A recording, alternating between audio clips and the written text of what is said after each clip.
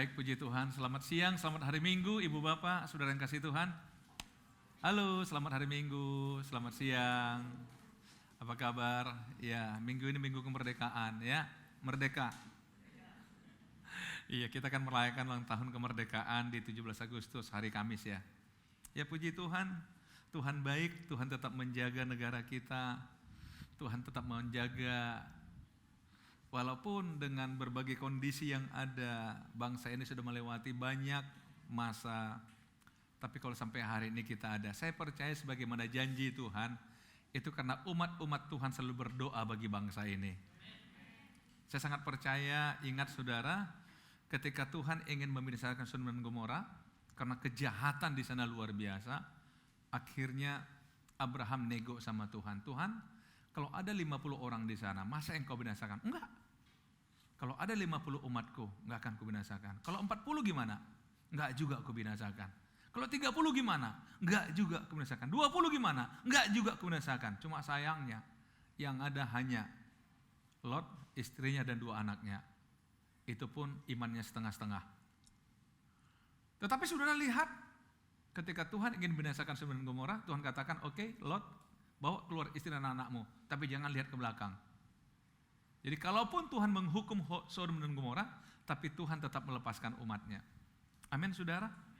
Saya percaya, karena itulah kehadiran umat Tuhan di negeri ini, menjadi alasan Tuhan memberkati negeri ini. Jadi saudara jangan pernah mengecilkan arti peran saudara sebagai anak Tuhan di negeri ini. Amin. Hari ini saudara, saya tertarik untuk mengajak kita diskusi atau merenungkan satu bagian firman Tuhan, yaitu yang mengatakan melakukan firman Tuhan. Mendengar kemudian melakukan firman Tuhan. Saudara, ada orang-orang memang suka belajar Alkitab, tetapi tujuan dia belajar adalah hanya ingin menambah pengetahuannya. Hanya pengen tahu apa itu Alkitab. Hanya pengen mengerti apa itu Alkitab. Apa sih yang diajarkan dalam Alkitab? Saudara, ternyata kalau masih sebatas itu konsep berpikir kita, kerinduan kita, sehingga kita beribadah pada Tuhan, maka firman itu tidak lakukan sesuatu dalam hidup kita. Oleh karena itu saudara, hari ini saya berharap, selain saudara pengen mengerti firman Tuhan, pengen tahu firman Tuhan, saya ingin mengajak saudara, yuk kita lakukan firman Tuhan. Ada 3 alasan yang saya temukan dalam Yakobus pasal 1 aja. Di bagian lain Alkitab tentu banyak sekali bisa kita temukan alasan lain. Tetapi di Yakobus pasal pertama ada 3 alasan yang kita ingin belajar pagi ini atau siang ini. Mengapa kita harus melakukan firman Tuhan? Yang pertama ditulis di dalam Yakobus pasal 1 ayat 22. Tetapi hendaklah kamu menjadi pelaku firman dan bukan hanya pendengar saja. Sebab jika tidak demikian kamu menipu diri sendiri. Saya ulangi. Yakobus 1:22. Tetapi hendaklah kamu menjadi pelaku firman dan bukan hanya pendengar saja. Sebab jika tidak demikian kamu menipu diri sendiri. Menarik saudara, di sini dikatakan kalau hanya kita pendengar saja, kita menipu diri sendiri. Saudara, saya nggak tahu berapa banyak di antara kita yang mengerti arti menipu diri sendiri. Biasanya kan menipu orang lain. Tapi kok di sini firman Tuhan mengatakan kamu menipu dirimu sendiri. Mengapa? Karena kalau kita tahu apa yang benar, tapi kita tidak melakukannya, kita nipu diri kita. Karena kita tidak berani melakukan apa yang kita mengerti, apa yang kita tahu. Tapi kita simpan, kita gak lakukan. Tuhan katakan itu menipu diri sendiri. Jadi yang Tuhan mau adalah bukan berapa banyak firman Tuhan yang saudara mengerti. Bukan berapa banyak firman Tuhan yang saudara dengar. Yang Tuhan punya kepentingan bagi saudara adalah berapa yang engkau lakukan dari yang engkau dengar itu. Kalau tidak, Tuhan katakan kamu menipu dirimu sendiri. Menarik saudara. Kita menipu diri kita. tahu firman Tuhan, tahu yang benar tapi nggak melakukan. Menipu diri sendiri. Wow. Saya kira saudara, ini yang pertama yang harus kita renungkan. Saya menipu diri saya ya. Karena seringkali saudara, jujurnya orang senang dengar khotbah. Wah, khotbahnya menarik ya, penyampaiannya menarik ya, tapi sampai di situ. Sampai di situ, saudara. Nasihat Tuhan yang disampaikan melalui Musa kepada umat Israel adalah begini, apa yang kuajarkan kepadamu, ajarkan juga itu kepada anak-anakmu.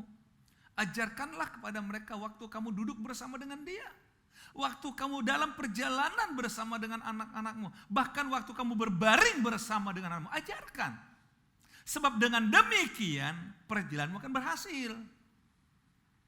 Arti kata mengajarkan di sana itu lakukan. Ajarkan, mengerti, dan kemudian lakukan dalam keseharianmu. Itu yang buat engkau berhasil. Jadi saudara, kalau sampai kita tahu yang benar gak melakukan, Alkitab mengatakan itulah penyakit orang Farisi, orang munafik. Tahu yang benar, mengajarkan yang benar pada orang lain, tetapi dia sendiri tidak melakukan apa yang dia anggap benar. Itulah sebabnya Yesus mengatakan apa? Kalau hidup keagamaanmu tidak melebihi para ahli Taurat Farisi, kamu gak dapat bagian loh dalam kerajaan surga.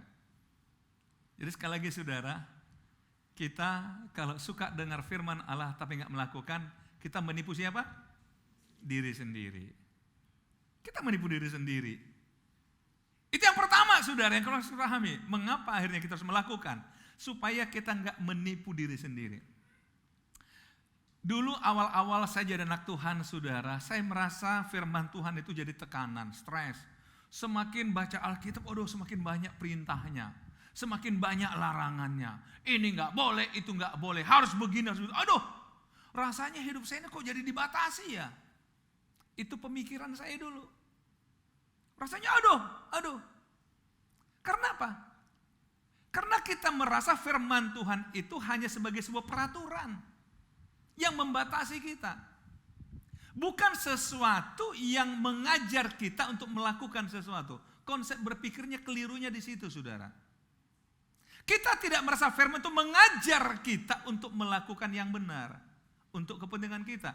Tapi kita justru berpikir firman Tuhan itu membatasi hak-haknya kita. Makanya kita berat melakukannya. Tapi kalau kita sadar, firman Allah ini ternyata mengajari saya untuk melakukan yang benar. Masa kita nggak mau sih? Jadi tolong, dalam mindsetnya kita tolong, jangan sampai keliru. Jadi firman Allah bukan ingin membatasi kebebasan kita. Tapi Tuhan ingin supaya kita menjalani hidup dengan benar. Amin saudara. Supaya gak keliru. Supaya gak sia-sia waktu kita. Supaya gak sia-sia apapun yang kita lakukan. Tuhan gak ngajar kita. Makanya jangan menipu diri sendiri. Tahu apa yang benar tapi gak dilakukan. Itu menipu diri sendiri. Itu yang pertama. Yang kedua, mengapa kita harus melakukan firman Allah? Lihat dalam ayat 23-24. Sebab jika seorang hanya mendengar firman saja dan tidak melakukannya, ia adalah seumpama seorang yang sedang mengamati mukanya yang sebenarnya di depan cermin. Saya percaya semua kita lakukan hari ini, bercermin. Tapi sekarang sih keren saudara, orang bercermin sudah di handphone, ya enggak?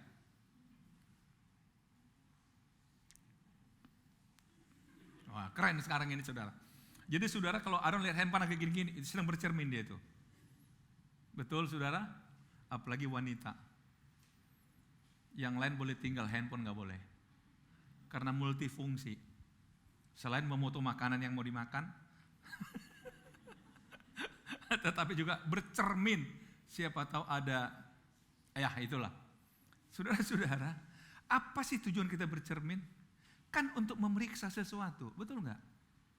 Halo? Dan kalau saudara ternyata menemukan cermin itu memberitahukan sesuatu di wajah saudara, apakah saudara diamkan? Saya pengen tanya ibu-ibu, wanita, ketika ketika saudara bercermin, tujuannya apa? Memastikan tidak ada masalah, betul? Semuanya aman-aman saja, betul enggak? Makanya karena kurang percaya dengan hidung kan agak dipoles sedikit dengan makeup supaya kelihatannya hidung pancung walaupun tetap segitu. Sekarang ajaib saudara, makeup ini bisa buat apapun, betul enggak saudara? Oke lah, nggak usah bahas. Tapi tujuannya bercermin apa? Bukan sekedar enggak. Tapi pengen lakukan sesuatu. Nah Alkitab mengatakan kalau kita bercermin kemudian nggak bersesuatu kan lupa lagi kita.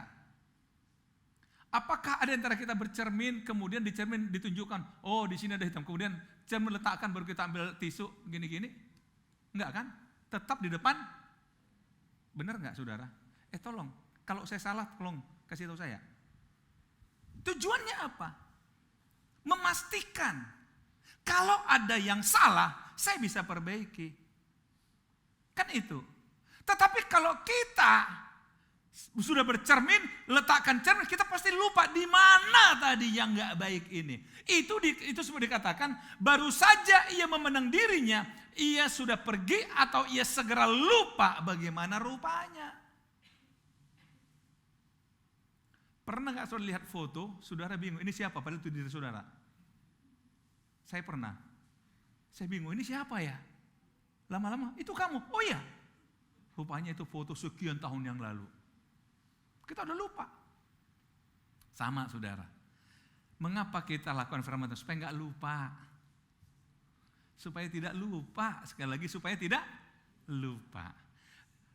Kenapa saudara banyak lupa firman Allah? Karena gak dilakukan. Karena nggak dilakukan. Saya ingin ambil satu perbandingan aja saudara.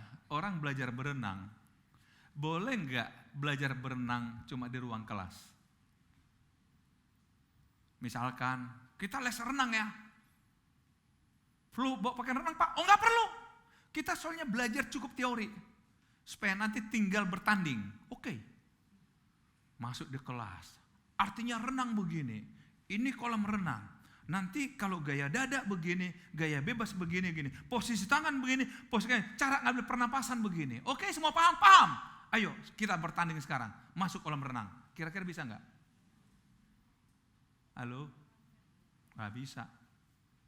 Yang kita bayangkan di teori itu begitu masuk kolam renang, lupa. Berbeda saudara ketika seorang guru renang mengatakan ayo kita langsung ke kolam renang masuk ke dalam. Ini begini. Pasti tidak akan lupa. Belajar melalui melakukan. Bukankah pendidikan seperti ini sekarang? Ini diterapkan pada anak-anak? Belajar dengan bermain? Halo yang masih punya anak kecil? Tuhan tahu. Supaya kita nggak lupa, lakukan. Supaya nggak lupa, lakukan. Supaya nggak lupa. Apapun yang saudara dengar, itu lakukan. Saudara, Alkitab itu memang banyak sekali perintah Tuhan. Tapi sekali lagi saya katakan di awal, itu mengajar kita, menolong kita untuk hidup baik. Bukan ingin menjerumuskan kita. Sama saudara, seorang ibu ketika melarang anaknya bermain dengan api, anaknya merasa, kok mama saya membatasi kebebasan saya. Ketika dia ambil pisau, mamanya melarang. Anaknya pasti berpikir, kok mamaku melarang kebebasanku? Tapi saya ingin tanya ibu-ibu, mengapa ibu-ibu melarang anak main api? Halo? Kenapa waktu suami main api, saudara nggak larang? Halo? Kenapa? Hah? Di mana bedanya? Halo ibu-ibu? Atau sebaliknya, bapak-bapak, kenapa anak bapak-bapak masih kecil pegang pisau saudara? Tapi kenapa ibu bawa pisau saudara katakan, mah ini satu lagi. Kenapa? Karena dia ingin motong sayur. Betul nggak? Kenapa? Di mana bedanya? Sama-sama alat yang dipegang. Karena tahu, kalau seorang anak pegang pisau, dia belum mengerti fungsinya pisau. Bisa membahayakan dirinya. Tapi seorang ibu kan udah berlatih puluhan tahun pegang pisau. Saudara-saudara, kenapa tidak kita pahami hidup seperti itu? Lihat. Lupa, kenapa enggak melakukan? nggak melakukan. Nah ini berdampak pada yang ketiga. Apa itu? Tetapi barang siapa meneliti hukum yang sempurna, yaitu hukum yang memerdekakan orang, itulah firman Allah. Dan ia bertekun di dalamnya. Dalam apa? Dalam firman itu bertekun. Jadi bukan hanya mendengar untuk melupakannya, tetapi sungguh-sungguh melakukannya. Ia akan berbahagia oleh perbuatannya. Jadi bahagianya kita itu bukan ketika mendengar firman Allah. Itu baru janji. Tapi ketika saudara melakukan, disitulah sebenarnya kebahagiaan sesungguhnya. Bukan ketika dengar. Jadi jangan puas saudara. Hanya ketika, waduh enak firman Tuhan, saya termotivasi. Itu baru setengah jalan. Tapi ketika saudara melakukannya, disitulah kebahagiaannya. Walaupun itu kesannya berat saudara. Tapi ketika melakukannya, dikatakan oleh Alkitab, ia akan berbahagia oleh apa? Oleh perbuatannya ketika dilakukan. Saya coba umpamakan begini saudara. Misalkan ada saudara penggila misop. Saudara sekarang ini misop ini sekarang jadi tren baru juga saya lihat. Saya lihat sudah semua kalangan sekarang hampir-hampir suka misop ya. Karena di mana ada misop enak, ngantri juga orang. Bahkan saudara, ada bilang, oh sana misop enak, biasanya kita ke sana. Selalu kita ambil kesimpulan, kalau banyak yang beli pasti enak. Itu kesimpulan kita. Makanya saudara, kalau ada dagang misop di sini, rame, sini kosong, pasti kita tempatnya rame ini. Karena kita, ini pasti bunyinya banyak orang.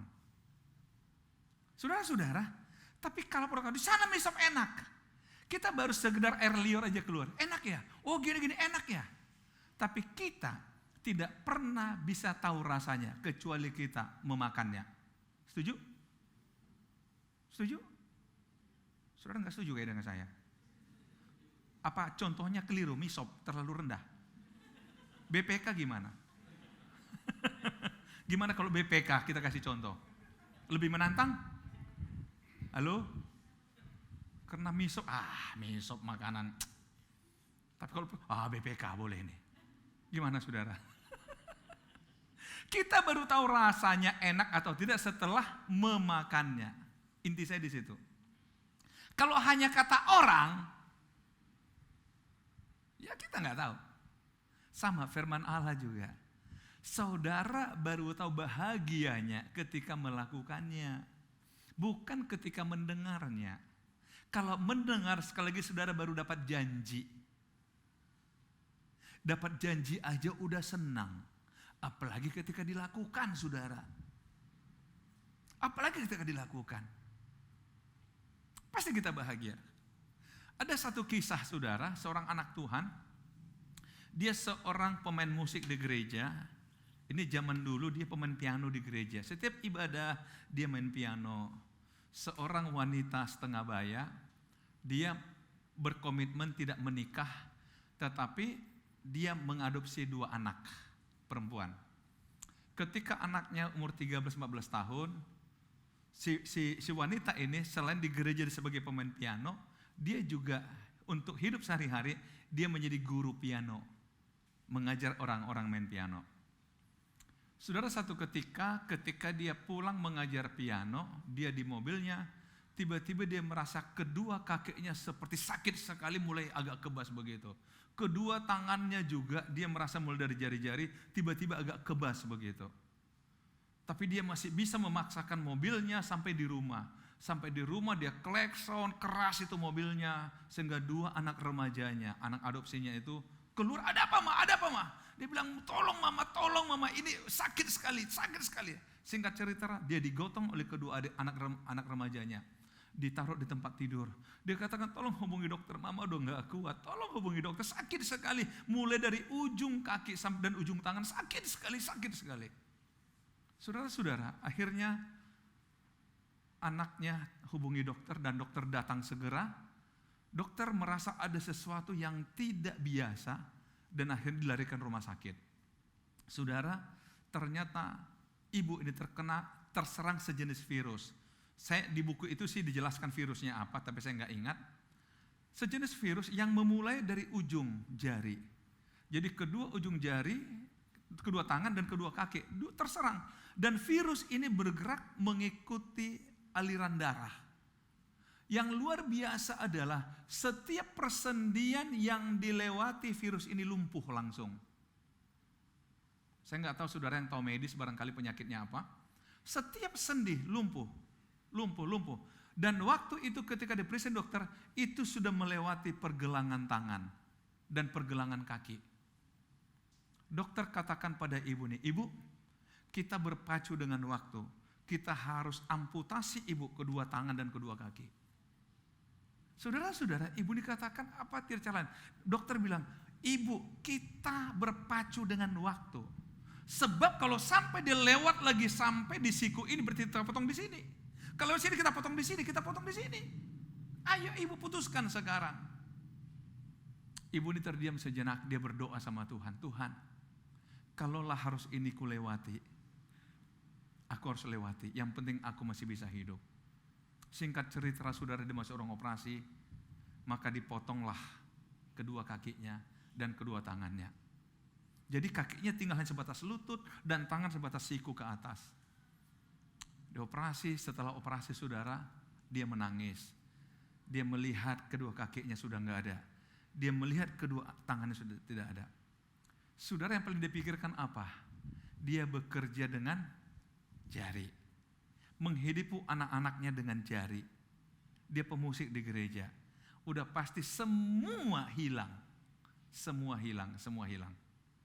Saudara yang kasih Tuhan, setelah pemulihan selesai, rumah sakit tawarin dia untuk pakai kaki palsu dan tangan palsu. Dan dia gak punya pilihan. Akhirnya dia berlatih dengan itu. Setelah 6 bulan berlalu, saudara, dia mulai merenung. Dia katakan, Tuhan, saya tidak mungkin lagi bekerja dengan jari-jari saya, karena saya gak punya jemari. Akhirnya saudara, dia memutuskan, dia kuliah lagi, mengambil jurusan komunikasi. Karena dia merasa sekarang saya hanya bisa bekerja dengan mulut saya. Setelah itu, dia melamar ke sebuah stasiun radio, kebetulan radio Kristen, dan menjadi penyiar di sana. Yang luar biasa saudara tahu, setiap dia menyiar, kadang-kadang silap kesaksian, dia katakan, saya adalah seorang wanita bahagia, meskipun kedua tangan dan kedua kaki saya harus diamputasi, tapi saya wanita bahagia. Selalu disisipin sama dia. Satu ketika dia sedang menyiar itu, ada seorang ibu-ibu juga, yang sedang mengendarai mobil dengan kecepatan tinggi, berharap ditabrakan dan mati, karena ibu ini punya masalah. Tapi dia sedang setel radio ini. Saudara, ketika dia dengar di radio itu, ibu ini sambil menangis karena depresi, masalahnya begitu berat. Dia dengar, saya adalah wanita bahagia. Walaupun kedua tangan kaki saya harus diamputasi, tapi saya wanita bahagia. Dia berhenti, dia minggir sejenak, dia merenung. Masalahku gak seberat dia. Kenapa dia bahagia? Kenapa aku memilih mati? Dia berhenti, dia telepon stasiun radio dan minta bicara sama penyiar yang tadi. Singkat cerita, mereka buat janji, saudara. Si wanita penyiar katakan, oke, silahkan datang ke rumah saya. Mereka buat janji, besoknya mereka ketemu di rumah. Akhirnya dia lihat ibu ini dengan dua kaki palsu, dua tangan palsu. Setelah mereka berbincang, anaknya malah bergurau. Dia katakan, mama lebih hebat dari sebelumnya. Kalau dulu mama, kalau buat stick itu harus pakai alat, sekarang cuma pakai tangan. Iya, karena pakai tangan besi. Anaknya akhirnya bisa bergurau, menghibur mamanya. Kemudian wanita ini mengatakan, apa yang buat engkau bisa bahagia dengan kondisi hari ini? Dia katakan cuma satu hal. Kalau Tuhan izinkan ini terjadi, Tuhan pasti punya kehendak bagi saya. Yang penting saya tahu bahwa saya sudah berbeda dari sebelumnya. Kalau dulu saya bekerja dengan tangan saya, sekarang saya bekerja dengan mulut saya. Yang penting saya masih bisa bahagiakan anak-anak saya. Saudara-saudara, kenapa dia bisa begitu? Karena dia tahu dia sedang melakukan firman Allah. Kadang-kadang kita merasa hidup kita terlalu berat, tekanan terlalu berat, dan merasa hidup selesai sudah. Itu sama dengan saudara gak punya Tuhan. Tetapi bahagianya adalah ketika ibu ini mengatakan, ini berarti dikehendaki Tuhan, makanya terjadi. dalam kondisi berat, dia bisa menerima dari Tuhan.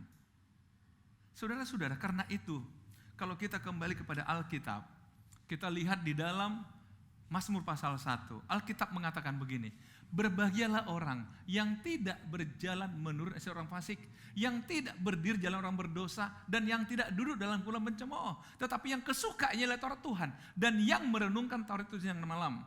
Ia seperti pohon yang ditanam di tepi aliran air, yang menghasilkan buahnya pada musimnya, dan yang tidak layu daunnya, apa saja yang diperbuatnya berhasil. Saudara-saudara, dengan kata lain, kalau kita pengen bahagia, jangan berjalan menurut nasihat orang fasik. Saya coba buat seperti ini.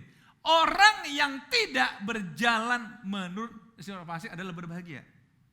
Orang fasik itu apa, saudara? Orang yang tahu adanya Tuhan, tetapi dengan sengaja berbuat sesuatu seolah-olah Tuhan tidak ada. Mari kita lihat kondisi hari-hari ini. Kalau kita punya masalah, semua orang pengen kasih nasihat, betul nggak? Halo? Betul kan? Banyak sekali orang mau kasih nasihat. Bahkan penasihat ajaib sekarang adalah Mbah Google.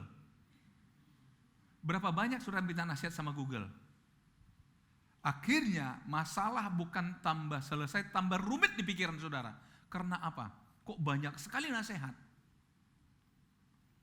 Karena itu saudara katakan, kalau kalian bahagia, jangan minta nasihat pada orang fasik. Artinya apa? Orangnya, kalau dia fasik, kalau dia nggak percaya Tuhan, jangan minta nasihat sama dia.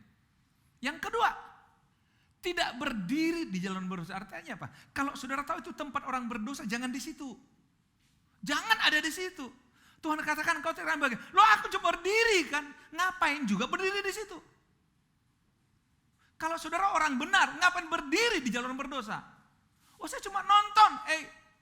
Dalam bahasa hukum, di tempat orang berbuat jahat, kalau saudara ada di situ, kalau ketangkap polisi, saudara turut serta loh. Paling tidak menjadi saksi. Mau? Jadi ngapain di situ? Ya saya kan cuma nonton. Nonton berarti saudara menikmati kan? Jangan. Tuhan katakan kau akan bahagia, enggak akan bahagia. Yang ketiga, duduk dalam kumpulan pencemooh yang kerjaannya ngomongin orang.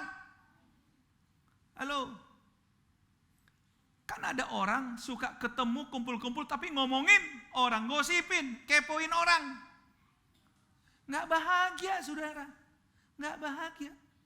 Bisa berjam-jam ngomongin orang. Tapi kalau diajak diskusi firman 15 jam, udah belum, doa aja lah langsung. Tapi ngomongin orang 3,5 jam nggak terasa saudara. Ini pencemooh, nggak akan bahagia. Tapi yang bahagia adalah orang yang kesukaannya ialah apa? Taurat Tuhan, firman Tuhan, dan yang merenungkan Taurat itu siang dan malam. Yang merenungkan Taurat itu siang dan malam. Kita kembali pada yang tadi. Mengapa kita melakukan? Yang pertama supaya kita tidak masuk kategori menipu diri sendiri. Yang kedua supaya kita tidak lupa. Yang ketiga supaya kita bahagia. Supaya bahagia, renungkan siang dan malam. Renungkan, baru lakukan. Saya senang saudara, saya bersyukur Tuhan berikan saya seorang istri yang saya tidak pernah meminta dia, tetapi kalau saudara ikuti, perhatikan ya, saudara yang ada di grup RPCC, misalkan khotbah saya minggu ini, besok udah keluar lagi sama dia itu dikutip dalam satu kalimat, betul nggak? Tapi itu sebenarnya khotbah ini. Nanti Selasa dia kutip lagi khotbah hari ini dalam bahasa yang berbeda. Dia kutip lagi, saya mati, saya bilang puji Tuhan. Syukur di seorang, memang dia S1-nya dulu jurusan bahasa sih.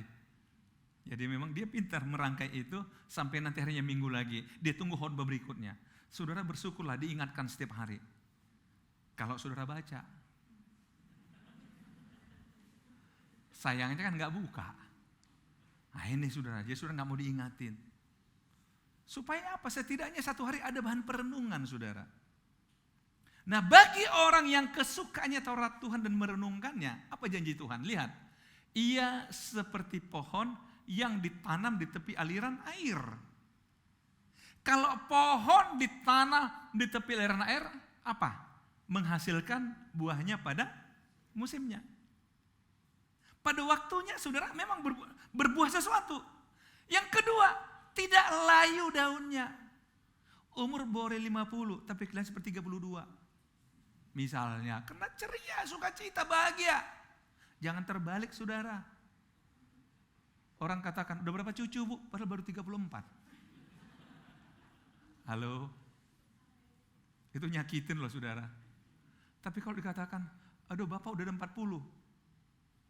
Saya nggak tahu, saya kadang-kadang agak bingung saya. Ada yang katakan umur saya 60, ada yang bilang baru belum 50. Saya bilang mana yang benar ini? Berarti ketika ketemu tergantung wajah saya. Kalau lagi nggak ceria, orang katakan 60. Tapi kalau lagi ceria, orang katakan belum sampai 50. Saudara yang tahu umur saya berapa? Tapi saudara, tidak layu daunnya, bahagia, sukacita. Dan yang ketiga, siapa yang nggak mau sih? Boleh baca sama-sama? Boleh dong lebih keras, agak tegas sedikit. 1, 2 ya. Masa kita nggak mau? Itu kalau kesukaannya Taurat Tuhan, melakukan firman Tuhan, apa saja yang dibuatnya berhasil. Saya percaya saudara, kita ingin menjadi orang bahagia dan berhasil apapun yang kerjakan. Tapi intinya sekali lagi, firman Tuhan. Firman Tuhan bukan sebuah larangan, tapi sebuah perintah, sebuah ajaran, sebuah tuntunan. Supaya apapun yang kita buat berhasil, maka lakukan firman Tuhan. Sekecil apapun yang kau dengar firman Tuhan, coba belajar lakukan. Awalnya mungkin berat, tapi lama-lama saudara akan terbiasa. Akan terbiasa. Amin. Saya percaya saudara adalah orang-orang yang bahagia. Karena saudara suka firman Allah dan suka melakukan firman Allah. Saya percaya Tuhan akan membuat apapun yang kau kerjakan berhasil. Karena engkau suka melakukan firman Allah. Tuhan Yesus memberkati kita siang ini. Haleluya.